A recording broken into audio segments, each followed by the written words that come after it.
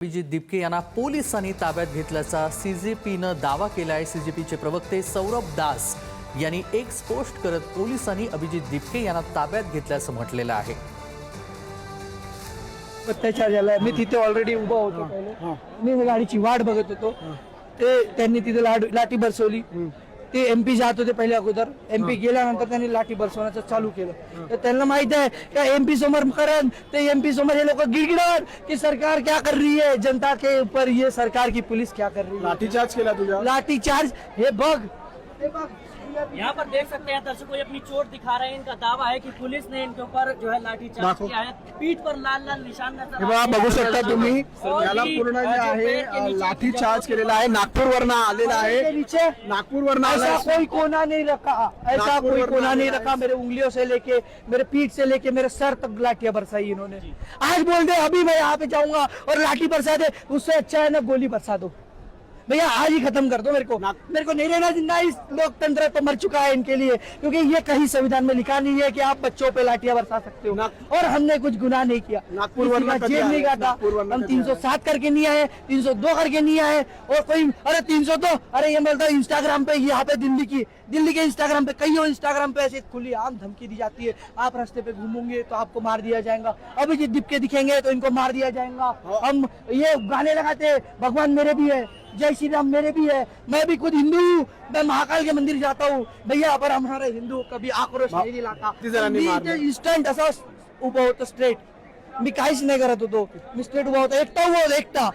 माझ्या आजूबाजू कोणी नव्हतं, माझ्या आजूबाजू कोणी नव्हतं, ना प्रोटेस्टर होते ना कोणी होतं, मी एकटा उभा होता। एकटा माणसाला पाहून एवढे लोक 20 लोक 20च्या वर, जे 20 ते 15-20 तर हेच होते RAF वाले। RAF हे कोणती फोर्स आहे, जे पण फोर्स आहे XYZ, आणि RAF वाले पण आले होते, हे सगळे फोर्स आली होती।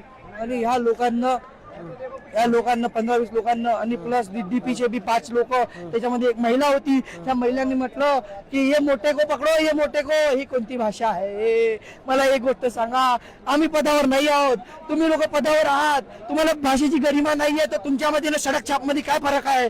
अरे मला एक सांगा, हे जेव्हा मोठे को म्हणताय, का मोठे को हे का भाषा आहे का? किती जणांनी मारलं? अरे 15-20 लोकांनी, मी इथं उभा होतो, इथं उभा असताना मला मारला, मी एकटा उभा होतो, एकटा शांत एकटा उभा होतो, मी एकटा उभा होतो। सापला माझी एक चप्पल इथं पडली होती, कारण की त्यांना तिथंच मारत मला आले होते। मी एकटा उभा होतो, मग मला थांबलंय, मग हे मला अजून मारायला आले। मी तेव्हा म्हटलं यांना की अब मेरे को मार मत डालो, अब मेरे को ऊपर गोली चला दो। अगर आपको यही करना है तो मेरे को इस देश में रहने की आजादी मत दो। ये आजादी के नाम पे कलंक है, ये लोकतंत्र की हत्या है। आप स्टूडेंट्स को मार रहे हो यार, स्टूडेंट्स को, निर्मन स्टूडेंट्स है ये, निर्मन। CRPF चा जो काही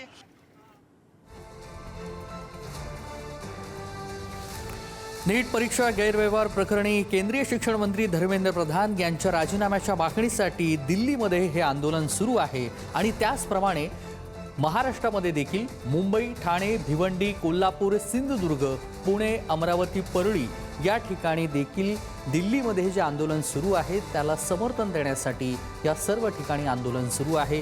मुंबईमध्ये देखील तरुण रस्त्यावरती उतरलेले आहेत आणि या आंदोलनाला समर्थन त्यांनी दर्शवलेलं आहे। दुसरीकडे ठाण्यामध्ये देखील जितेंद्र आव्हाड यांच्या नेतृत्वाखाली हे आंदोलन करण्यात आलं। भिवंडीमध्ये देखील तरुणींचा हा आंदोलन आपल्याला या दृश्यांमध्ये पाहायला मिळतोय। कोल्हापूरमध्ये देखील मोठ्या प्रमाणात आंदोलक हे रस्त्यावर आलेले चित्र पाहायला मिळतंय। तर दुसरीकडे सिंधुदुर्गात देखील काही तरुण रस्त्यावरती येत या आंदोलनाला पाठिंबा दर्शवलेला आहे। पुण्यामध्ये देखील गेल्या 2 ते 3 दिवसामध्ये आंदोलन करण्यात आलं होतं, तर अमरावतीमध्ये आणि परळीमध्ये देखील हे आंदोलन पार पडलेलं आहे। तर ज्या पद्धतीनं दिल्लीमध्ये आंदोलन सुरू आहे त्याच पद्धतीनं महाराष्ट्रामध्ये या आंदोलनाच्या काही ठिकाणी घटना घडलेल्या आहेत। तर ही दिल्लीमधली आता दृश्य आपण पाहतोय, पोलिसांची लाठीचार्ज आंदोलकांवरती केलं जाते। ही थेट लाईव्ह दृश्य काही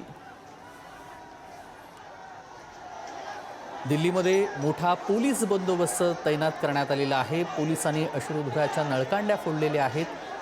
काही वेळापूर्वीची ही दृश्य आपण पाहतोय, ज्यावेळी मोठ्या संख्येनं तरुण हे आंदोलनात सहभागी झालेले होते। सीजेपी आणि अनेक कार्यकर्ते ह्या आंदोलनात, तरुण तरुणी हे देखील ह्या आंदोलनात पाहायला मिळाले। आणि दरम्यानची ही दृश्य आपण पाहतोय, आज दिल्लीमध्ये मोठ्या संख्येनं तरुण असू दे, महिला असू दे, तरुणी असू दे, ह्या संपूर्ण आंदोलनामध्ये सहभागी झाल्याची दृश्य आपण पाहिलेली आहेत.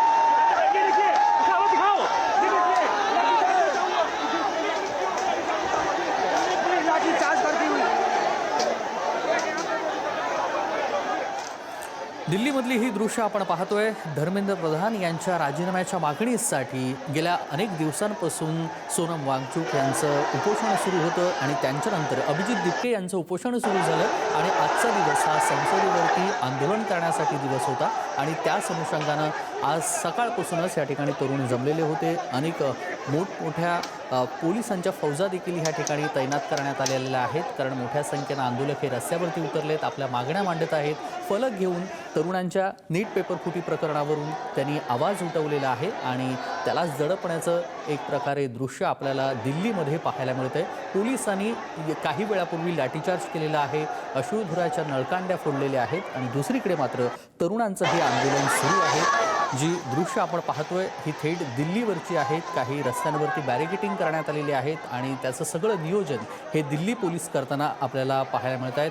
साधारणतः मोठ्या संख्येनं आंदोलक आल्यामुळं दिल्लीमध्ये इतर रस्त्यांवरती देखील मोठ्या संख्येनं पोलिसांचा फौजफाटा तैनात करण्यात आलेला होता. नीट परीक्षा गैरव्यवहार प्रकरणी केंद्रीय शिक्षण मंत्री धर्मेंद्र प्रधान यांच्या राजीनाम्याच्या मागणीसाठी सुरू असलेल्या आंदोलनाला या ठिकाणी तरुण हे मोठ्या संख्येनं सहभागी झालेले आहेत आणि दुसरीकडे देखील पोलिसांचा फौजफाटा ह्या संपूर्ण दृश्यामधून पाहायला मिळतोय.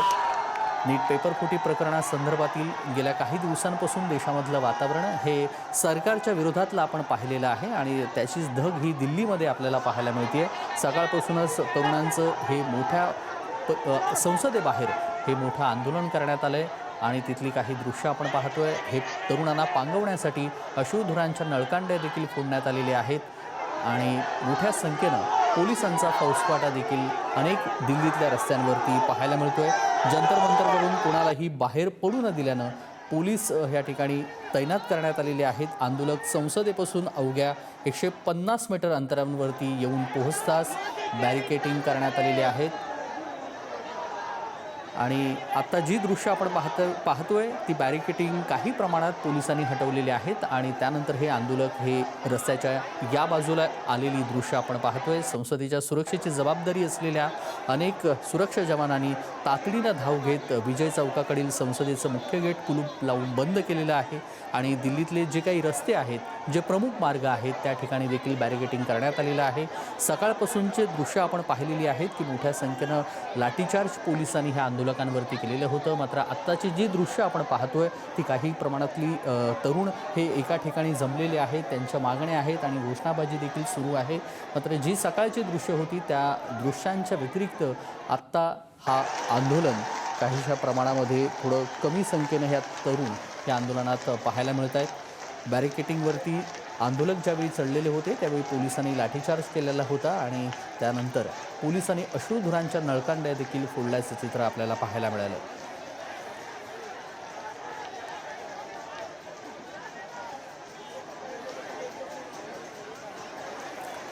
नीट परीक्षा गैरव्यवहार प्रकरणी केंद्रीय शिक्षण मंत्री धर्मेंद्र प्रधान यांच्या राजीनाम्यासाठी दिल्लीमध्ये ही संपूर्ण गर्दी आपण पाहतोय. मोठ्या संख्येनं तरुण ह्या आंदोलनामध्ये सहभागी झालेले आहेत. काही आंदोलक संसद भवनापर्यंत पोहोचलेले आहेत. मोठा पोलीस बंदोबस्त या दिल्लीतल्या रस्त्यांवरती आणि सोबतच संसदेबाहेर देखील केल्याचं पाहायला मिळतंय. त्यामुळे सरकार धर्मेंद्र प्रधान यांचा राजीनामा घेणार का या सगळ्याबाबत सध्या हालचाली सुरू असल्याची माहिती समोर येते. आणि त्याच अनुषंगानं तरुणांचं हे आंदोलन जोपर्यंत धर्मेंद्र प्रधान यांचा राजीनामा घेणार नाही तोपर्यंत हे आंदोलन सुरूच ठेवणार असल्याची भूमिका ही आंदोलकांची आहे. आणि सकाळपासून हे संसदेबाहेर काही आंदोलकांचं गट गेलेलं होता, त्यानंतर त्यांच्यावरती लाठीचार्ज करण्यात आला आणि काही जे तरुण आहेत ते आता आपण ह्या दृश्यांमध्ये पाहतोय, जे धर्मेंद्र प्रधान यांचा राजीनामा घेण्यासाठी आणि सरकारच्या एकंदरीतच धोरणांविषयी हे आंदोलन सुरू असल्याची दृश्य आपण पाहतोय.